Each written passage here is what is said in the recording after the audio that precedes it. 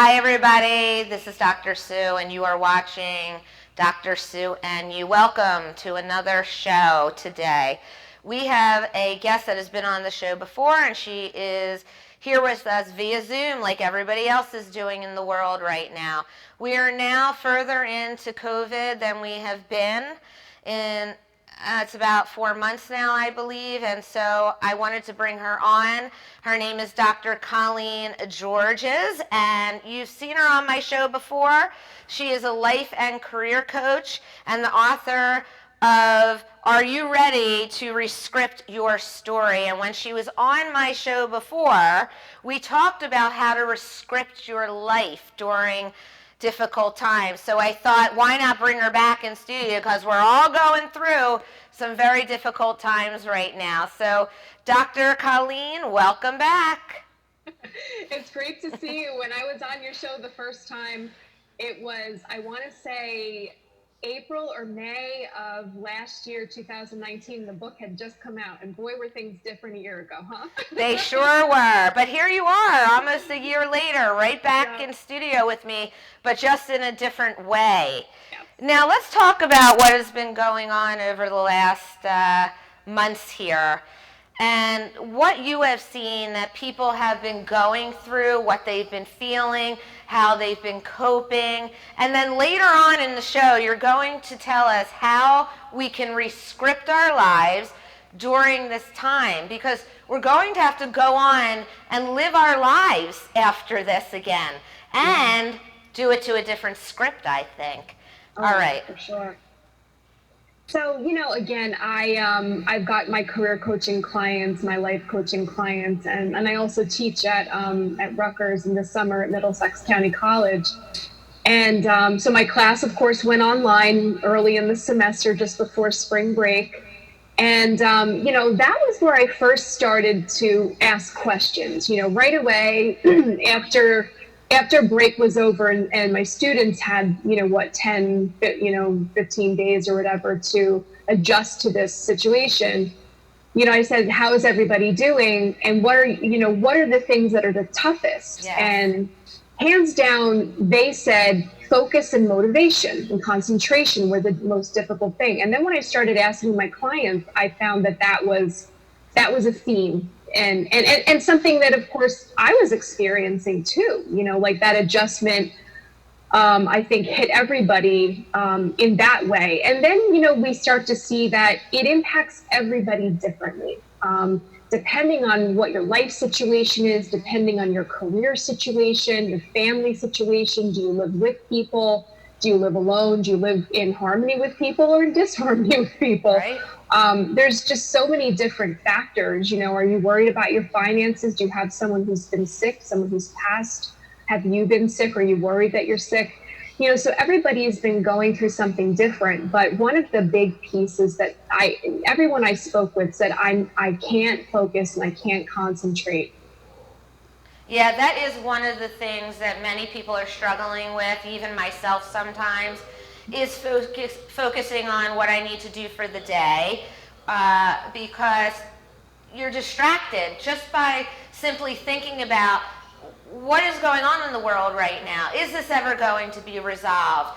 Are we going to be able to live our lives again in a so-quote normal way? Can I go to a restaurant? Will I have to wear a mask all the time for the rest of our lives? So it's difficult to not be consumed with all of this all day long. What can people do to not be consumed? I think that like many people, when this first began, I was consuming all of the news that was available to me. I was watching my governor, Phil Murphy, and I was watching Cuomo in New York, and I was watching, what was going on with the federal government. I was watching everything I could see, yes. Right? And quickly realized, I would probably say 2 to 3 weeks in, that was when I was like, this is very damaging to stop. And so I think that that's one of the things that many of us have realized, but I do know plenty of people that are still doing that. I think that we need to be informed, but it's good to select the news source that you feel gives you information that is is in snips that help you and doesn't overwhelm or make you as afraid. You know, what is that news program? And then take it in once a day and let it be. You know, I mean, we have to watch what we consume for sure. I think that's one of the biggest things. I couldn't agree with you more. I mean, if you're sitting in front of the TV or reading on the internet all day long what is going on, I mean, it will drive you insane. How can it not? This is scary stuff. And when we have fear in our lives, that causes us anxiety. So limit the fear by not watching it as much. Yeah. Really what people are waiting for is, will a vaccine be available? When will it be available? And when can we get out into the world? So you can see that once a day if you turn it on at the end of the night. Exactly. We don't need to be taking that in all day long. That in and of itself, right? You said it. It's fear invoking by nature. And the hardest part, I think, that that this pandemic has really brought up for everybody is whether you were a worrier or a catastrophizer before, you most certainly probably have amplified that in yourself, because we as humans do not like ambiguous situations that we do not know how they will turn out. And no one knows how this will turn out. There's no precedent, there's no standard. Are you talking about control by any chance? Control, hey, control freak, you know. Yeah, you know, and if you weren't one before, you know, you probably have turned on that switch a little bit, because we don't, just in general, right? We like to think that we have some semblance of an understanding about how things will be tomorrow, and this has put us in a situation where we really don't know. We felt like we had things we could rely on, and you know, many of us are. In essence, I think we're grieving the loss of normalcy. I agree with that. And we are in a place where we don't have control over many things. So you're absolutely right in that sense. I think people that had trouble in their lives with anxiety and were not able to have much control in their life, they're putting even more boundaries up for themselves now, because that helps them feel safer inside and less fearful.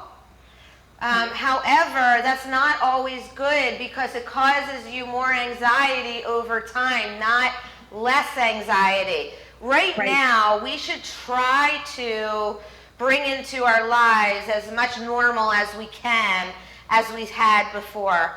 I don't believe this is a time to make big changes in your life, changes in relationships, changes in anything. Would you agree with that? Absolutely. When we're, in anything close to a fear state, we don't make the best decisions, right? We're not thinking, we're not our best selves.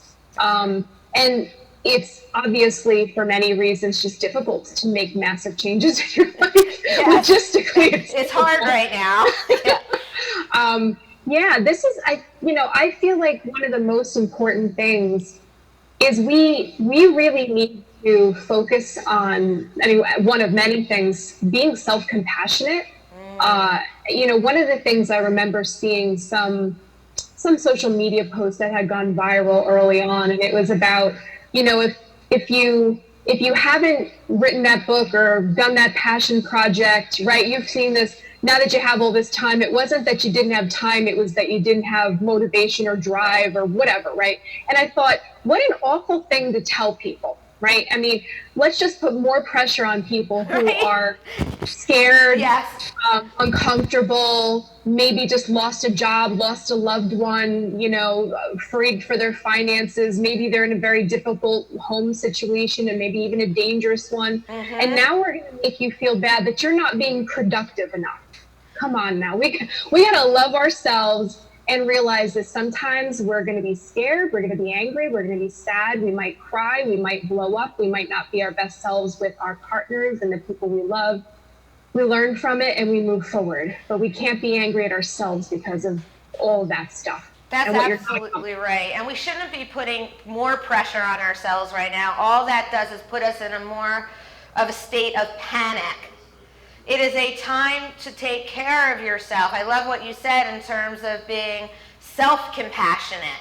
you have to be self-compassionate to yourself first to give compassion to others, because if you're not, you're going to come up to your family, your friends, in a way that you probably don't want to, because you're trapped with all the feelings within yourself that you're not getting out to anybody. Yeah, Do you think this is a time where people should be forgiving of others if they are acting out in ways that they shouldn't be? Very much so. Or normally wouldn't be, is what I'm saying? Yes. Yes. You know, again, obviously, and I know you work with families and you know, difficult situations. When it comes to abuse and things like that, no, I don't think there's any place to be forgiving of someone being abusive to another person. Right. Because that's dangerous. Yes. But I think, you know, if people are snapping at each other more, raising their voice more, yelling more, saying not nice words more, you know. Yes. Yeah, I the other piece of the flip side is we have to be more compassionate with others. You know, I remember in the beginning of all this, you know, that none of us, you know, could find toilet paper and Lysol and, you know, all those products and cleaning products. And of course, inevitably, you know, people are going to feel some kind of way about that. They get angry.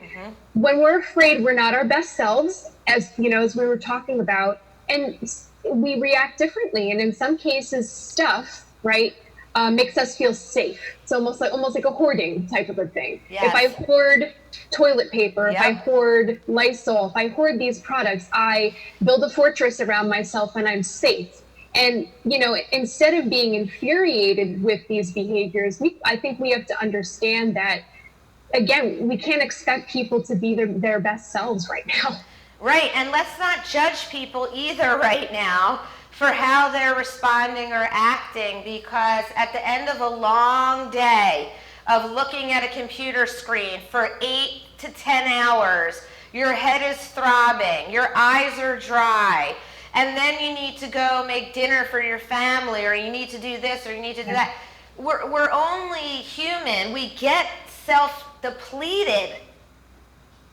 So how can we recharge ourselves at the end of these work days? Because just going outside sometimes is not the answer.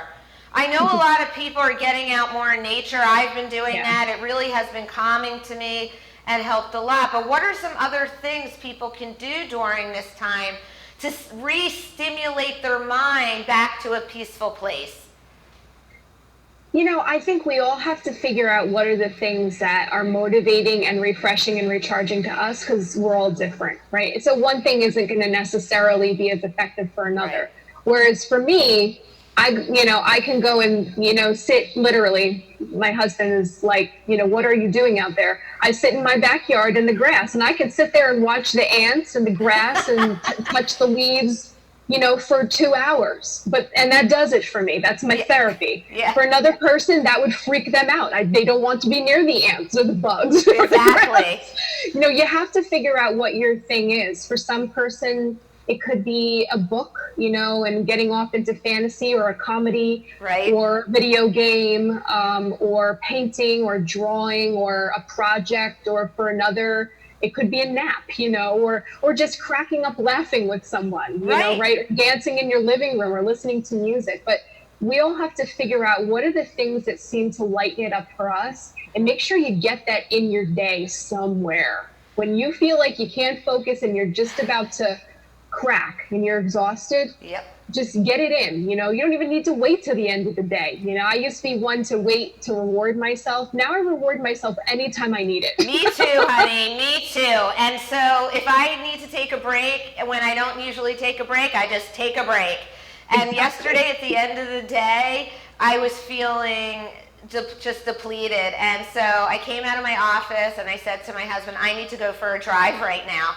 I just need to get in the car and just be like, he's like, just go ahead, because we all need to do things to get ourselves in a better place. I mean, isn't that what we're trying to do right now as a country? Is trying to move towards a better place so we can reintroduce ourselves to life as it was? The problem is, are we going to be introducing ourselves to life as it was, or are we going to be learning how to live a new life? What is your comments on this? One, I think we all speculate, but all of it is just speculation. I realize that every time I speculate, that's all I'm doing.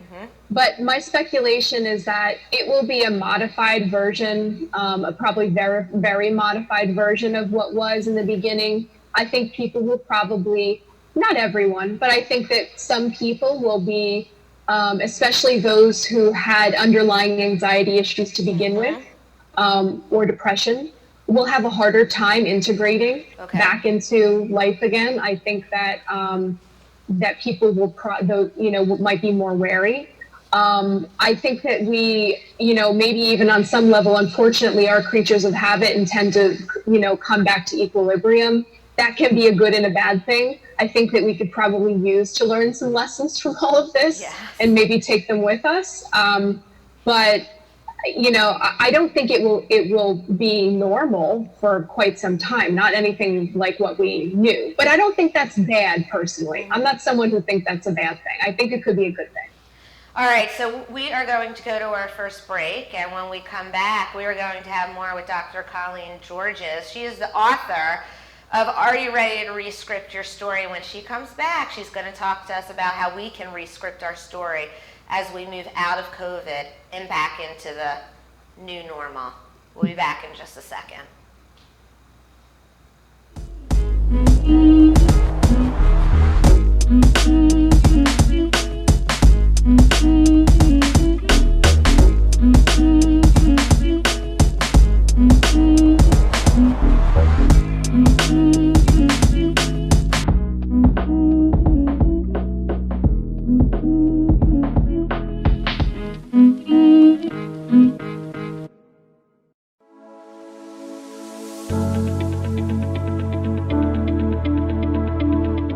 The session that we had with BCAT was really entertaining and enlightening. We were able to put together some very specific steps that we as individuals can take, and it was really fun to all come together and see sort of where we're going as a team and how we can all get there together.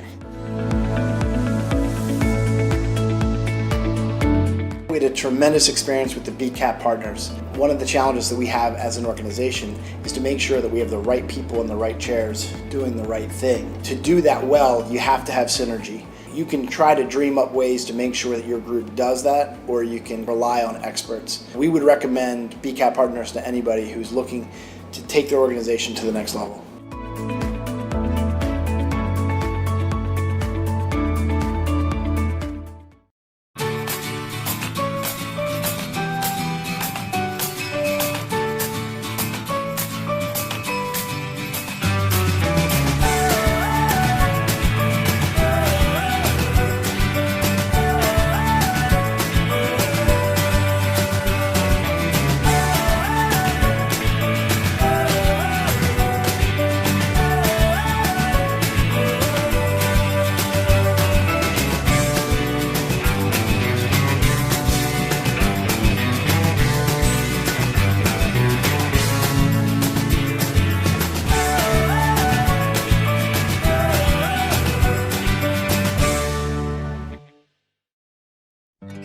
I want to be a contender. I want a warm belly to sleep on. A big house. How do I look? Do I look good? I want to play hard. My nails done once a month. I want I want a home.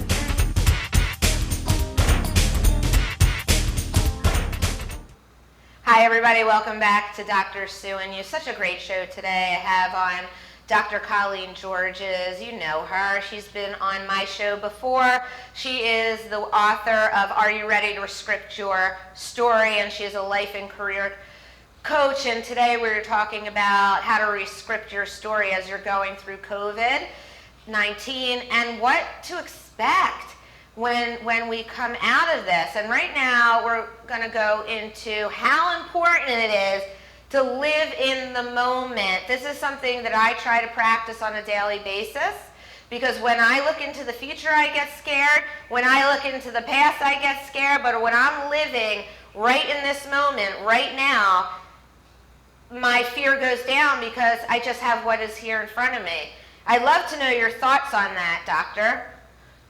Yeah, right. I mean, it's always been important to try to be more present, and here in the moment, because, when we know that, when we're in the past, we get stuck where we get caught up on regret and we're ruminating over awful things that have happened, things that are unhealthy. When we're in the future, we're often worried or catastrophizing about something that we don't know, or that we think something awful is going to happen. But when you're here, all you've got is what's in front of you. And you have so much more control of what's in front of you in a moment. You don't control what happened. It's done. You don't have a clue about what's coming. You don't have any control over it.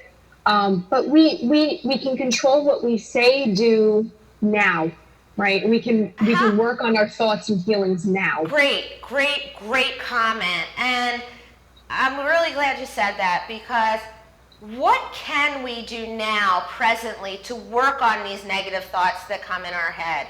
A lot of times we're getting stuck in the past and looking to the future right now because our present isn't so great with what is going on. But you're absolutely right. The past is gone. You can't go back and reverse any of it. And the future, we have no idea what is coming. But right now, how can we, as a nation, focus on what we can do for our thoughts currently that are negative, that are coming into our minds on a daily basis? You're the expert on this. You talk in your book about rescripting this, so the show's yours now. I think that when it comes to the idea of rescripting, especially going back to one of the questions that you, or things that you brought up earlier about, if you've got a difficult situation in front of you right now, it's not a great time to make big changes in your life. And so, I talk to clients that are in situations that they would like to do something about, but now really isn't the time to do that. And so I think it's also, when you've got things like that going on, you kind of feel trapped, or you've got, situations, whether it's trapped in a relationship or a job or another situation, or again, you've lost someone, or, someone is sick and you're worried maybe it's you, right? There's just, again, there's so many different things people are going through. It's not that we are saying that you're supposed to pretend that these things aren't happening, pretend that that's not your reality. In fact, honestly, I think a big part of rescripting and being present is leaning into reality. And I use that versus the word accept, because I think accept, while we do need to accept, and sometimes I think we mistake that word for embrace. They are not the same thing, right? Accept is, I know this is what is, and I will deal with what is. Embrace, of course, is, I know this is what is, and I will learn how to love it. We don't have to learn how to love this, but we do have to lean into it and accept it. Well, I agree with you. I love what you said, and I'm thinking, let's lean in. But what I'm saying is, you're right. You need to lean into the reality. And I was talking to my mother the other day, and we were saying to each other, well, what are we going to do? We have to accept it. This is where we are. Because if you don't accept it, you know what happens? You go through grief. Exactly. And you're hurting yourself. You're going through the anger and the denial and the sadness. And that's normal for that to come along with all of this. But then you don't want to be stuck in this. Right. We got to talk about it with people. I think that Unfortunately, because we are more isolated than we were before, and some people more so than others, some folks live alone and they're immensely isolated. Yes. And this is, just created lots of time to think about not good things, right? So we have to stay connected to people. We have to have people that we can share our thoughts and feelings with and bounce things off of, who may have a different perspective and be able to share a different way of looking at it. But when we are with ourselves and we are the only ones that we can talk to, which is a lot of the time, right? We are with ourselves all the time. Yeah. We have to be able to speak back to the thoughts. I was speaking with a client this morning, and we were talking about that, and she was joking. I guess I'm gonna have to start talking to myself, Colleen. I'm like, I'm a big proponent of talking to yourself. Me too. I do it all the time in the kitchen. All the time in the kitchen. My kids are like, what are you doing, Mom? I'm talking to myself. I'm having a great conversation. Yeah, I mean, right? It's like you got to be the one who gives Talk it yourself out a though, pep because talk. otherwise it sticks in your head and it becomes rumination. And we don't want to Exactly. get caught there, Colleen. Is that right? No, right. When we ruminate, it's like rumination. Some people ask what that word means. Right. You know, usually the connotation is it's deep thinking on something not good, right? And then it's like a loop, and it just keeps looping Yep. and spiraling, and it can go down a hole and gets darker and darker and harder to get out. So when we catch ourselves ruminating, regretting, you know, catastrophizing, worrying, any of those things, it's being able to acknowledge what you're feeling in the moment, acknowledge what the thoughts are making you feel, leading what feelings are leading to, Yep. and then think about what it is you're saying to yourself. Like, what really did I say to myself just now? Like, where did this begin? Where did it go? What do I really need to hear right now? What's a more realistic way to look at this, or at least what's another way I can look at this? What's something that maybe someone that I consider to be smart and rational in my life, you know, helpful, Right, yes. encouraging, might say, and how can I tell myself that right now if there's not anyone else here to tell me, you know? So even if it's you're talking about self-talk. self-talk. So I know self-talk is very effective. What are some things you recommend people telling to themselves right now and self-talking inside their own heads as this is going on? I think that, you know, whatever you're getting down on yourself about, to me, RESCRIPTing is very unique to the person. I do think there's some blanket things that many of us are dealing with, but it might be unique to the circumstances of the person. But if we speak on a more broader level, you know, if it's something, if you find yourself, you know I have discussions with folks about, we kind of chatted about school, what's going to happen with school in the fall. And then there are moments where I find that I or someone I'm talking to has started to script a story of what that will be. And then I'll say things like, you know, well, they're going to have to arrest me because I'm not going to send my kid to school. So now I've gone 6 months out, right? And I'm talking about a consequence to a situation that I don't even know what the situation is going to be. So in that moment, to say to yourself, you know, I say your name, always say your name, bring yourself back to you can separate yourself out.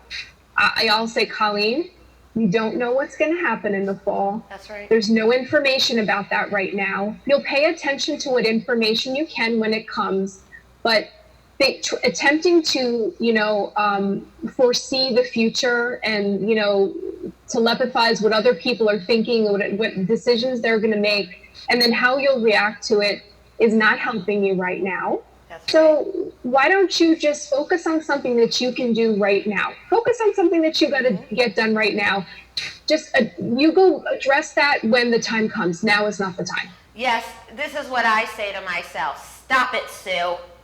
Exactly. Stop it. I say, stop it, Sue, because stop. Correct. What does it mean? Stop, and then I say my name, and it brings me out of the rumination or the obsessive, wherever I am, if it's about work or my kids or if this is ever going to change, it pauses something in my brain. Absolutely. And that does work. When we pause, very much. When we pause, it changes the brain chemistry. Am I correct? Yeah, you know what? And I didn't say that word, but I do tell myself stop all the time. I tell my clients that word. It really does something about saying your name and that word stop really halts. It's almost like you could feel the brakes come on, and now we've halted the thought from continuing to keep going down and finding more to that story that you were building. Now you get to create a new one. And half the time we're telling ourselves our own stories and they're not even reality. No. Of what is even going on or what another person is thinking, or we catastrophize. That's part of life. But if you notice you're doing it, put a stop to it is what you're saying. And you can do that yourself. Yeah. Yeah, and I think that, you know, the other piece of it is, for things that are, natural thoughts and feelings, right? If you've lost your job, and you're worried about how long it's going to take to, to get a new one. I think that sometimes we create urgencies. I know that unemployment is quite good right now, right? Yes. So we have some time. So we have to remind ourselves of the good pieces of it. Not that it's good to be unemployed, but at least there's a decent check coming in. We have to remove urgency, like this needs to happen tomorrow. As long as I know I am doing the things that I can do, I'm taking the actions that I can take to change my situation. That's the only thing I control. We need to tell ourselves, or ask ourselves, what do I control in this situation? Yep. And let me take action as quickly as possible on the aspects that I do control, and let me release myself of the aspects I don't control, because thinking about them is not helping, it's hurting. It's all about releasing the control, but it is so difficult to do that in life. It really is. Now, we're about to wrap up the show already, so I'd just like to ask you a couple things. What are 3 sentences or 3 rescriptions that people can tell themselves right now during the pandemic? One, because I think that people are, that all of us are simply struggling with the unknown. When we find ourselves sort of freaking out over what's going to be and when am I going to know, literally to say to yourself, I don't know what's going to happen. And it's okay that I don't know what's going to happen. I'm going to be okay, even if I don't know what's going to happen. Love that one. You have one more? The other one is beating myself up over how I'm feeling or what I'm thinking or what I'm not doing or what I wish I would be doing or somebody else told me I should be doing blank. Beating myself up over that is not helping me. It's not moving me forward. I'm allowed to have feelings. I'm allowed to not be okay sometimes. That's right. It is okay. I'm going to add the last one. It is okay for me to feel the way I am feeling in this moment. This is a moment, and moments shall pass. All right. Thank you, Dr. Colleen Georges. She is the award-winning author and best-selling author of the book, Are You Ready to Rescript Your Story? She gave us a great show today on tips on how to rescript your life during COVID-19. How are you doing in all of this, Doctor? Are you surviving? Doing pretty good. It's like a little roller coaster ride. I think I found myself very hyper busy in the beginning, because that's how I deal with things. And then I slowed and realized that I was going to have to pace myself and take it one day and one moment at a time. But I feel like with every passing week, it gets better and better, or easier and easier. That's how I feel, my dear. I'm learning so much about myself. I mean, it's great, and all I can do is grow from it. All right, quickly tell our viewers how they can get in touch with you. You are a superstar, my dear. Go ahead. Thank you. So my website is www.Colleen, that's 2 L's, 2 E's, Georges, that's George with an S, ColleenGeorges.com. Great, and you'll come back on the show in the fall, and we'll do another show on how to rescript something else. And, I love it. Please stay safe during this time, and thanks for coming on today. So everybody, we had a great show today. Unbelievable. I can't wait for everybody to watch this. In fact, I'm going to title it right now, Rescript Your Life and Your Thoughts During COVID-19. And that's what we need to do right now. We're all living in uncertainty. And when we have uncertainty in our lives, we get fearful. But don't let yourself or allow yourself to get to that fearful point. There are things that you can do, and one of them is self-talk. Keep going, keep being brave, keep being strong, and keep being safe. Thanks, everybody. We'll see you back here next Thursday for another episode of Dr. Sue and You.